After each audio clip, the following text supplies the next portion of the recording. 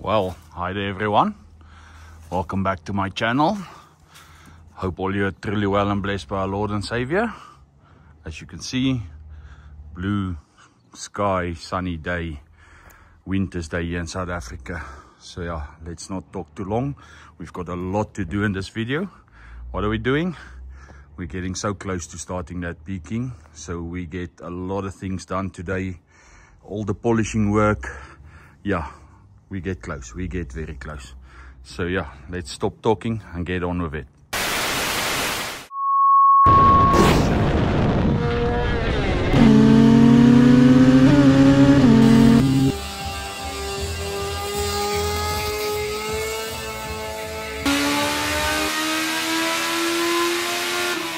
All right, just a quick shout out to all the members. Thank you guys. Thank you all very, very much. There's a new member down here, Wayne Howlett. Thanks for joining. We're gonna call all the names out now. I'll do it in another video. This one is a bit long. All right, thank all you members. It helps a lot. God bless you all. Let's continue.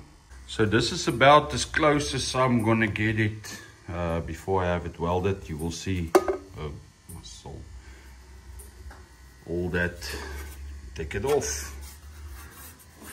I took off all the edges and everything. Yeah, a couple of spots, low spots, and like that one, and there's a couple there. Nothing major, because along this line it's going to get welded again. So yeah, it's going to be one. It's going to look nice because it's welded on the inside. It's nice and thick there. So all you have to do is just melt it together and make a nice pattern. As you can see, the bottom piece is on. So I wasn't planning on this, but I want to show you one way. If I lower, you see now standing like this. I'm thinking about maybe doing it like that, because otherwise just put it on here just like that. Otherwise it's going to sit like that. So maybe not as aggressive angle as I just showed you, but I'm going to angle it a bit. Then you're going to say, yeah, but yo, then there's not going to be a lot of capacity on the inside. Well, I will measure this inside and I'll show you how much it is, because still there needs to, that pipe needs to come on, and if the capacity is not enough for me, well, then I can make like a cone shape for that pipe to come on, and just put it on here again. So yeah, what I'll do is I'll trim this piece off now. And as I say, the reason I did it like this is you have access to the plugs, the boost pipe, all that stuff will be easier, and then you don't have to take the boost box off. But if it becomes a problem, I'd rather take off the boost box and change the plugs. So yeah, let me angle that and we'll work from there.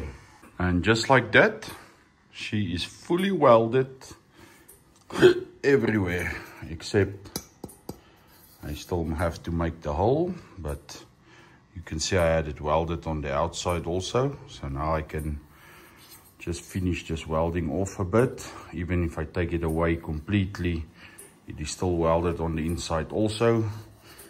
Just take it off and show you.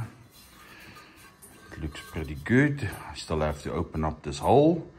Again, I didn't put the hole in because of warpage and all of that stuff. So the only thing it's still gonna need is on each side some way to hold it, stop it from blowing off. But yeah, my little brother did a good job. Oh, and then boost pipe, this is a 90-degree angle. I'm gonna cut it so it's like a 45. I'll show you that. I still have to cut it first. It's going to work beautifully.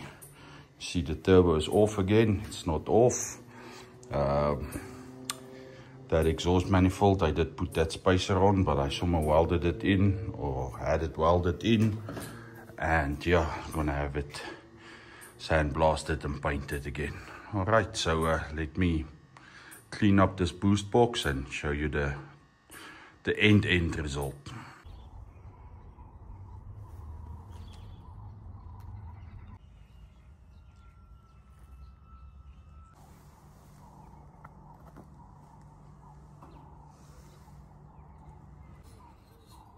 So we will call that the initial sanding. All the lines taken away. The hole is not yet made. I'm not gonna do the bottom. But yeah, I'm gonna spend a couple of days polishing it. Wish me luck. Alright, so after many hours of polishing, you can see I just need a bit of metal polish just to clean it up. Yeah, look how I'm looking. But yeah, you can see it's full of finger marks and everything. But yeah, she's polished. Now let's move on to exhaust. Okay, so this will be the before we polish it. Okay, so I quickly want to show you what half polished looks like. So you will see it's not polished there, but it's yeah. There's still some polish on there. So that's half the pipe. It's not done everywhere, it's just to give you roughly an idea. That's the other side. And that one I still need to cut off and block a bit. But yeah, I say half polished, it's more like quarter polished. But alright, just to give you a glimpse of how much work it is. And you see how I look, oh my soul. And I'm making it dirty. Alright. And you see I use the grinder with polishing wheel. I've got another one, and I've got a couple more. So yeah, let's polish the whole exhaust and I'll show you what the end results looks like. So you saw the painting and the polishing, and still busy polishing. So hopefully this will be the last time this exhaust was off. We will now be installing it back onto the bike for the last time, hopefully. Touch wood. So yeah, the spacer is welded on. Couldn't grind everything off for the risk of grinding to thin. But yeah, let's install this. Let's put the turbo back on. We still need to make a little drain hose. We've got the hose, we just need a fitting on the turbo. But yeah, let's get done with this. And just like that, exhaust manifold is back on. I don't know if you can see, but the gasket is in. All the bolts are tight. Even this pipe had the compressor housing. There you can see. So the only thing I still need is here at the bottom. That's where that gasket goes. So you need just the return line. As I already have the hose and everything. I just need to make that metal return line. So yeah, everything is tightened for the last time. Now I need the boost pipe from here in there. And if you check, see, I can polish this a lot more. I will, I promise I will. Alright, you see, I did cut the pipe. This was a 90, it's now more like a, not a 90 anymore. It goes beautifully, it's not squashed or crushed. It goes to here, so all I need is this big of a 90. So I'll buy another one of those, and if I run a dump valve, also it'll be in this section. Yeah, we're close. What's next? Plug everything in. I need to put the injectors back in, and then we can start plugging everything back in. We still need a way to hold this, stop it from blowing off. I've got Gen 1 brackets that goes onto here. I don't think they're going to work here, but we'll just check. Otherwise we will make something. It's not end of the world. Yeah. Next thing to do is I need to fit that exhaust back on, but probably gonna have to take it off again, because we're gonna have to look and see how we're gonna clock that one. Yeah, and then finish polishing it. All right, let's go. All right, and as you can see, the exhaust is on. For you that were wondering why I put that spacer in, if you check back there, or you will see the clearance is minimal. And if I put my finger in here, you can see I can put my hand in the back, but when that spacer wasn't there, it was actually almost touching the exhaust, and then even there you can see.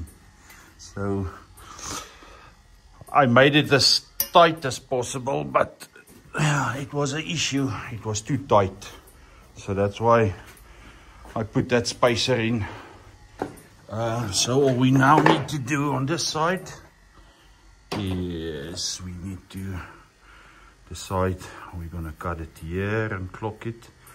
We're gonna cut it there and clock it.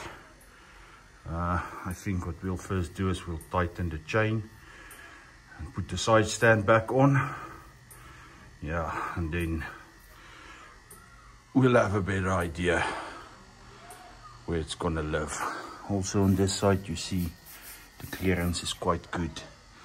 Yeah, and we still need to make a bracket for the hanger, just so it's supported, that all the weight isn't just on the turbo, but there's a supporting place here at the back. All right, one step closer.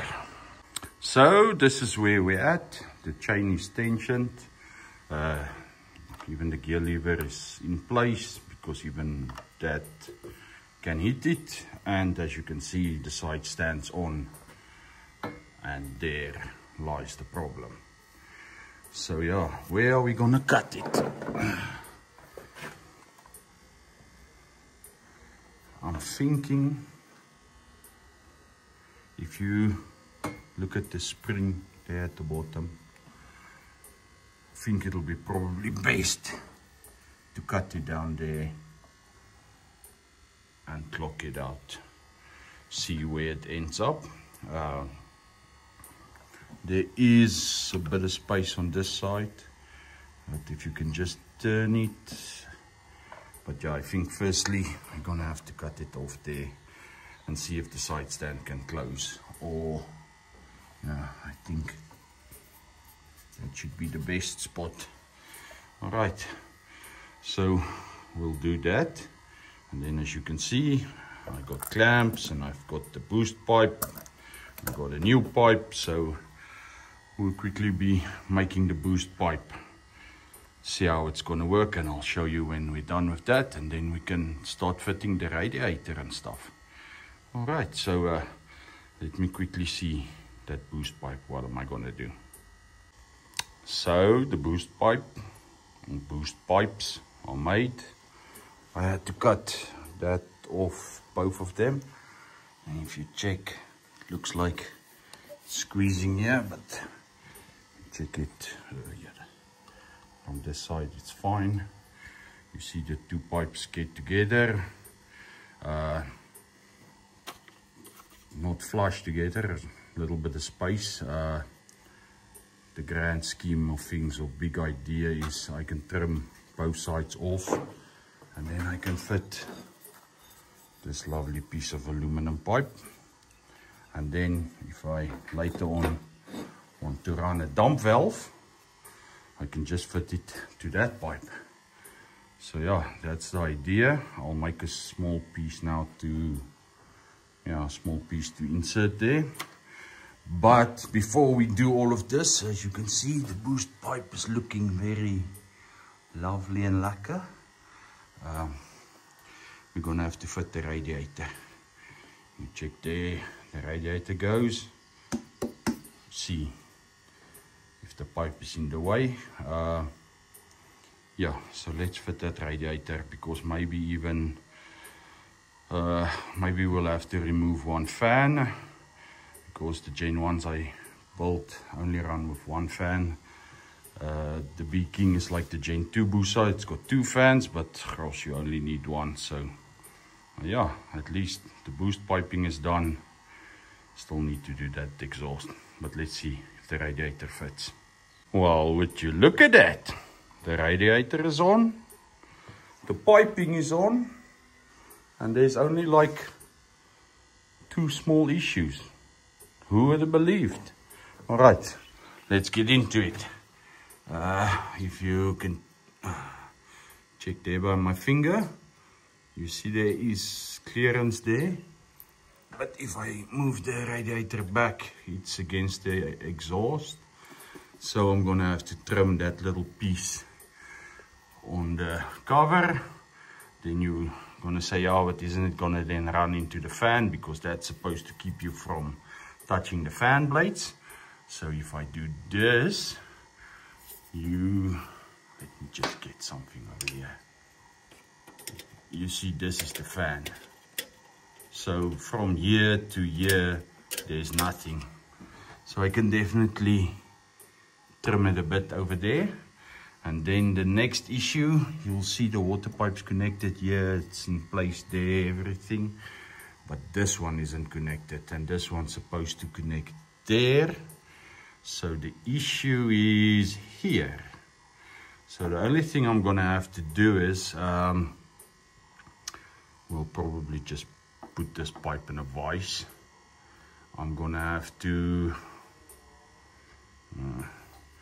must bend it out a bit, just a little bit, so it clears this boost pipe or this compressor housing.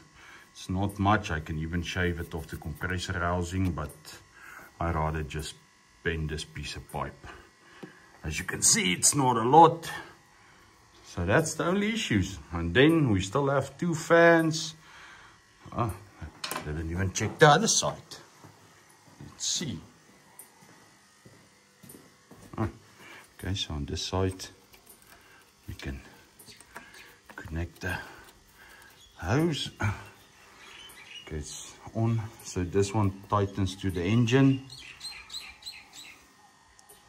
And you can check there's plenty of clearance there, but also if needed be, I can take a bit away on that plate. So I'll just mark it and grind a bit away. But radiator is on, clearance is good, everything is going to fit, because that triangle pieces come up here. So if the radiator isn't in position, it won't fit into this grommet over here. So yeah, but as you can see, she's in position. We can actually just take that out of the way. This side, same story.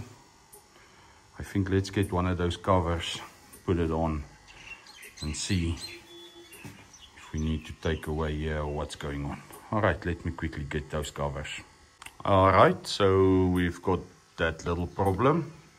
It's almost in at the top, but it's a bit away at the bottom. So you see it's not fitting also on the other side. So I'll quickly clearance those fans, bend this pipe, and then I'll show you when it fits. I just quickly want to show you the holes I made. As you can see, big as my finger, should be fine. Now you'd say, yeah, but it's supposed to stop you from putting your finger in there. Okay, so what's happening over here? Now this is just more heat shielding for the exhaust. And it's still there. It's just that little hole there, so the exhaust can go a little bit closer. All right, so let's see how it fits. Well, just look at it now. The covers are on. Okay, let's start with the issues and then we'll go on to the non-issues. You see clearance. This side, it's a bit tight, but that hose is too long at the moment, so I can cut at least that much off. So then there will be clearance. That piece will go. As you can see, it's plugged in, it's tight. Radiator. Oh, let me show you. I don't know if you can see, but there is clearance everywhere. A couple of things that was in the way. The oil cooler brackets, I just bended it a bit forward. As you can see, it's still pushing against the turbo. I'll bend it a bit more. Sorry, I was checking and not checking what you could see, but that's the only issue. This pipe's not connected at the moment. I did bend it, and yeah, probably gonna have to paint it, but as you can see back there, it is in its place and it's still touching, but it's not, yeah, it's in its place. It's tightened at the bottom. Everything is in its place. Radiator is in its place with its guard fully tightened up top. Boost pipe, everything clears. Turbo looks amazing. Still need an air filter, but Shane is sending that stuff for me, so we'll get to that. As you can see on this side, I go to the front. Beautiful. The covers are dirty because they're going to get painted. You see radiator fully tightened, water pipe. There's no issues on this side. And then, okay, there's no wastegate at the moment, but the wastegate will live in this area. It's just off to get polished. Yeah, and those pipes need to be connected to the radiator. This oil line for the tensioner. Everything is beautiful, people. Beautiful. All right, so yeah, all we need to do now is, I actually wanted to swing the bike and remembered that the plugs are lying there. I still need to fit new ones. So yeah, that is all she wrote. Still need to connect this boost pipe, but yeah, it's routed. I'm happy with the way it is, and I still need to put tabs on to hold the boost box to the engine. That's also fine. We'll do that, but yeah, I'm so excited. We're so close, eh? We're so close. Cut it, exhaust, clock it. We'll sort that out. What else is there? What? Oh, my soul. All right. We need to go treasure hunting. Almost forgot about this little nugget. All right. I think while I do all that other stuff, let's quickly, because we cannot start the engine, we need to put oil in and we need to find out where this one comes from. There's only 3 places.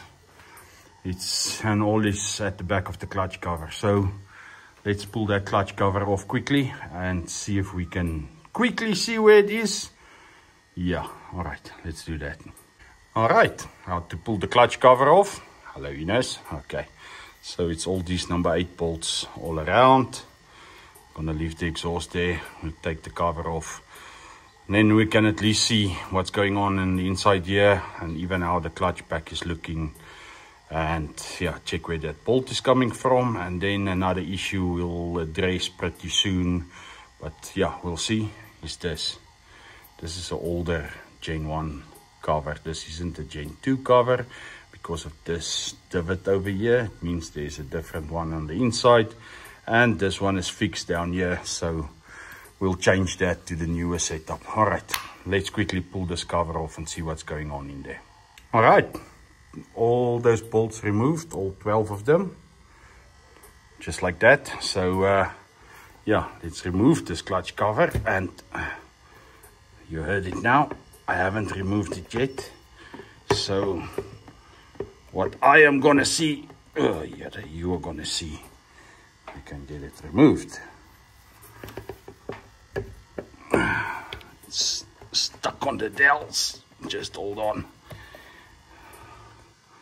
Alright, let me just grab it here without dropping my phone. Oh, a little bit of oil. It's to be expected. Oh, my soul. Okay, there she comes. Alrighty. You saw that. I'm checking that. You see there, scuff marks. Oh, my soul. Pretty deep scuff marks. At least it's got a nice gasket. These covers are the same as the Gen 1. I don't know about the Gen 3. But yeah, right. So, can you see what I see? Probably nothing. Oh no.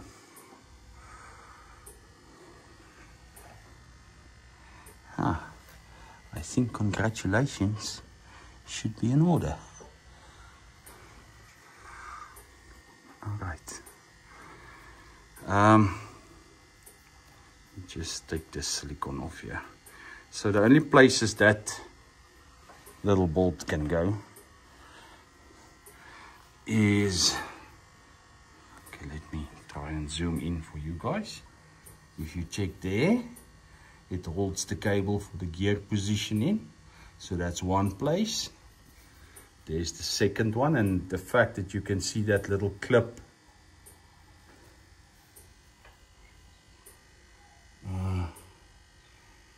Alright. You can see the clip if there wasn't a bolt in, that clip would have been loose.